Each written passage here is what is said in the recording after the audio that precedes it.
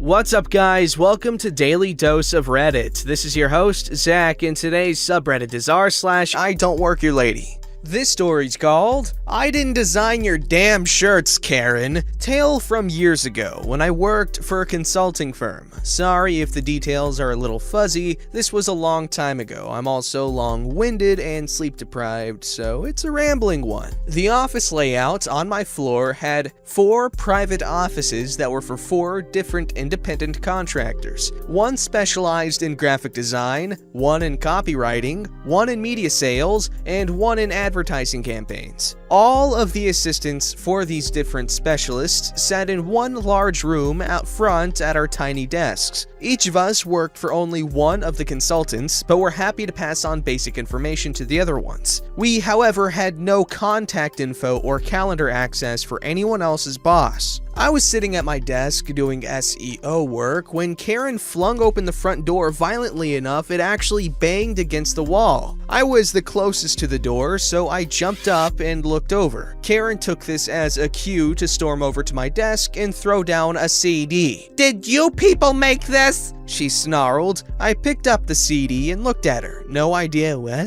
she was talking about.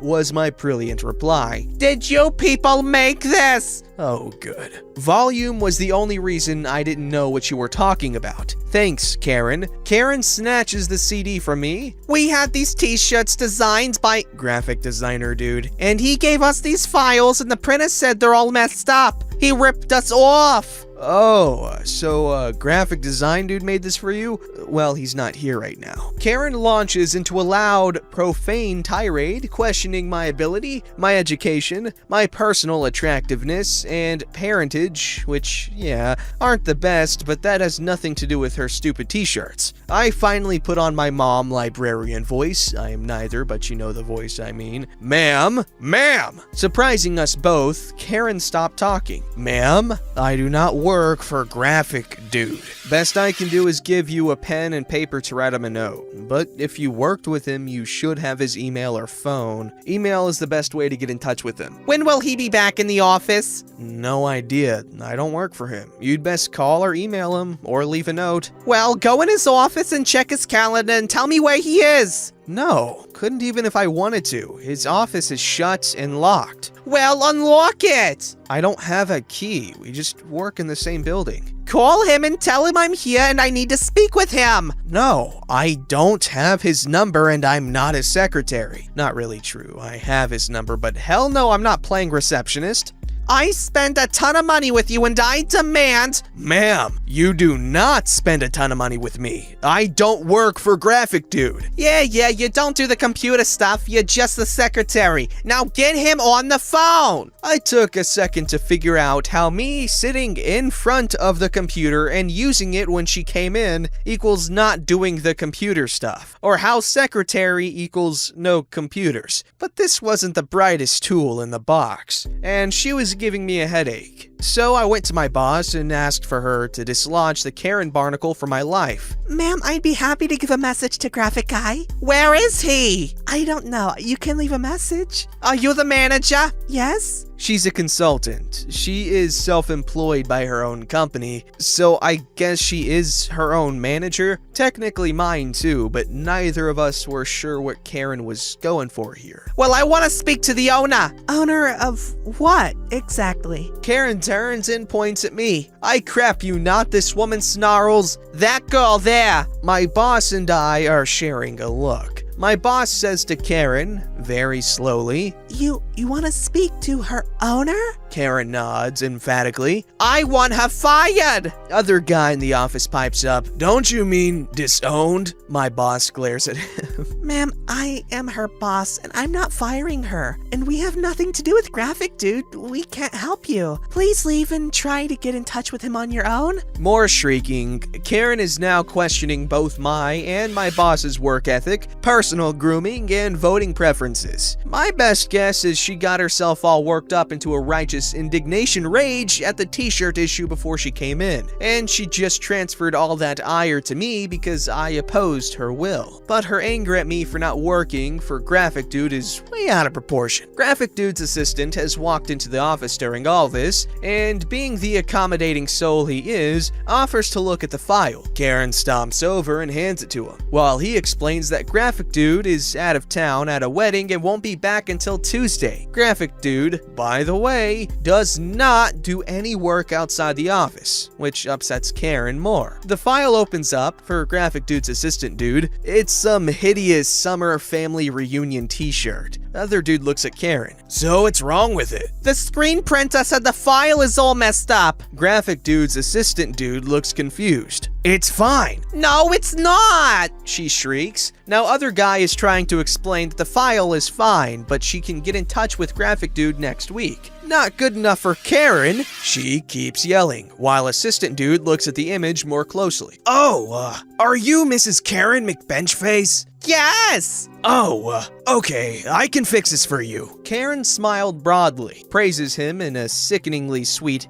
good puppy manner, and saunters over to us to explain how she's still going to get us all fired, and it's about time, blah blah blah. Assistant dude comes over and hands her a new disc and sends her on her merry way. My boss goes back to her office and shuts the door, telling me not to come get her if that harpy ever comes back in. I look at assistant dude, who is grinning. Assistant dude is a college sophomore. Graphic Dude grossly underpays to gain experience, and he gives no craps, so I know something is up. Okay, assistant dude, what did you do? Come, take a look! On his computer is the image Karen wanted on her t-shirts, opened from the disc she brought in. Freaking Comic Sans. McBiscuit Family, Reunion 20XX, with a dumb picture. Okay. And here's what I just saved on a new disc for her. And shows the same image where he has replaced the text with "Bench Pay Me" and a middle finger graphic. Assistant dude is smiling. I remembered her name finally, he said. Graphic Dude was pissed. She sold him this sob story about why she couldn't pay half up front like we normally do, and he made an exception. Then once she had the files, she refused to pay for it. Originally, we were going to get the shirts printed for her, but she stiffed us and took the file and ran. She figured she could just get them printed herself. I told Graphic Dude not to give her a print-ready file for approval, but he thought since we were going to handle the shirt order. Yeah, I get it now. She likely went to the cheap local screen print shop that I happen to know doesn't have anywhere close to the latest version of any graphic programs. This comes up a lot in this office. If a customer uses that shop, the shop guy will try to open a file saved from the latest version of graphic software and go, "Can't open it, go get it saved as an earlier version," and sends customers back. This Karen wasn't bright enough to remember anything past "File no work, you bad." And of course, you all are probably quicker than me and realized what it took a minute to dawn on me. Karen gave assistant dude her disc. He saved the new image on a new disc and gave it to her. She left the original file in our office. So unless she was smart enough to make a copy, she now no longer has the file she stiffed graphic design dude on. I am sad to say that she never came back in. I hate a story with no follow-up, but such is life. Myself, I hope she got the shirts printed without anyone catching the file change. I brought assistant dude some banana bread I baked the next day to thank him for his effort. This story's called "How Dare I Mess Up Karen's Milkshake?" Hello! New poster and on mobile, so please forgive any errors. Context: I live in a major city in my country, though out of the fray of tourist attractions. My boyfriend at the time, we were both around 15 when this story took place. We've been broken up for several years now. Worked in a high-end, touristy neighborhood for a large ice cream chain, as pay tended to be much better in this area. The people who frequent the shops there are either very wealthy or are tourists, though occasionally middle-class locals would venture in for a little fun. We had been dating for 6 months, apparently a very big deal to our freshman year of high school selves, so we decided decided to be a little fancy and go out in this area of town for a nice lunch and a walk down on the waterfront. We didn't dress up too crazy, but I was wearing a nice outfit since it was a special occasion. He even gifted me a necklace, and it was a really lovely afternoon. Well, it was a really lovely afternoon. We decided to stop into the ice cream shop where he worked to say hi to his coworker friend.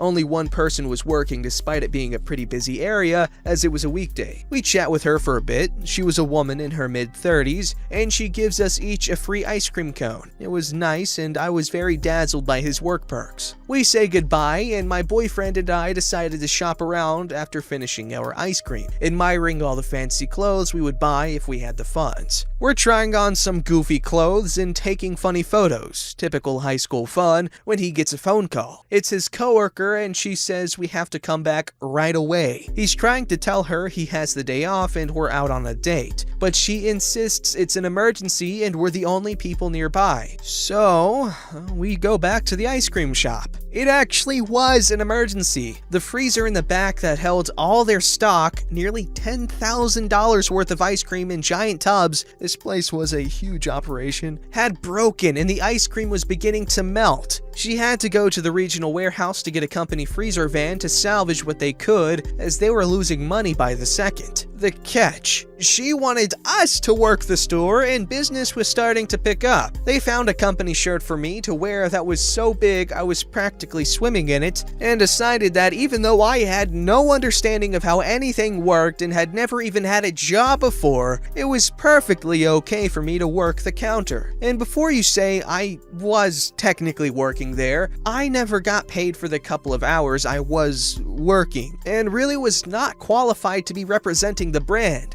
The location later shut down. There were a lot of subpar business practices happening there that contributed. So with two 15-year-olds in charge, the manager heads out and the people start to flow in. Again, I have zero training and my boyfriend is stuck on the register, so I am scrambling trying to figure out which ice cream is which, as behind the counter there are no flavor labels. I just try to tell people I'm new or just helping out for the day, and most people are pretty cool and accepting of this and don't mind the couple extra minutes it was taking me to serve them. Keyword: most. Enter Karen. I later ended up working at a different luxury ice cream store later in my high school career and learned to spot the dreaded beast. But my sweet summer child's naive baby self had no clue. She looked very typical of someone who was a native of our area. Very business-y and clean cut, well put together with a permanent scowl painted across her lips. She came up to me and seemed nice at first. She complimented the song that was playing and even did a little dance. This put me at ease. She seemed so cool. She ordered her milkshake, the first non-ice cream cone order of the day. As she was the only customer in the store at the moment, my boyfriend walks me through how to make it. I don't know why he didn't just make it and spare me her wrath, but oh well. We don't bother explaining that I'm new or anything, since we figure she'll put two and two together with how he's explaining to me how to make it. It takes me a while to make it and find everything, as I didn't work there, but eventually I finished the milkshake and it actually looked pretty good. I give it to her and she gets really weird. She walks towards the register, sipping slowly. My boyfriend rings her up and Karen stops drinking it. I'm not paying for this. I'm sorry? It's too thick. It's like she doesn't even know how to make a milkshake. Well, to be fair, I didn't. I'm sorry, ma'am. She's new and still learning. Well, she's incompetent and I'm not paying for this. I could see my boyfriend getting frustrated and I felt tears pricking at the corner of his eyes. He tells her she has already drank the beverage, so she has to pay. Begrudgingly, she obliges. She walks toward the door, hovers there, takes another sip, walks back to the register. This is ridiculous. I want a refund. I'm sorry, but I can't do that. But I can have her remake it. Fine, but I don't want that girl making it. My boyfriend, annoyed, makes her a new milkshake, the exact same way I had made mine. She seemed pleased with the one he made and left us with no tip. Just a snide comment as she walked out. You really should fire that girl, and I'm leaving you both a bad review. We watch her walk out the door, drinking from both milkshakes. We decided to close the shop at that point and wait for the manager. I then got my nice clothes, hair, skin covered in chocolate ice cream melt as we helped her load up the freezer van to take the ice cream to the warehouse. Not really a conventional I don't work here lady, as I really did look like an employee, but I still can't believe 1, that the manager thought it was okay for me to represent the store and actually work, 2, how passive aggressive and rude the Karen was, 3, that I never got paid and we never got to finish our date. Oh well, at least it makes for a funny story now, although my 15-year-old self definitely was not laughing. Oh, I know exactly how that is. When I was learning how to operate a gas station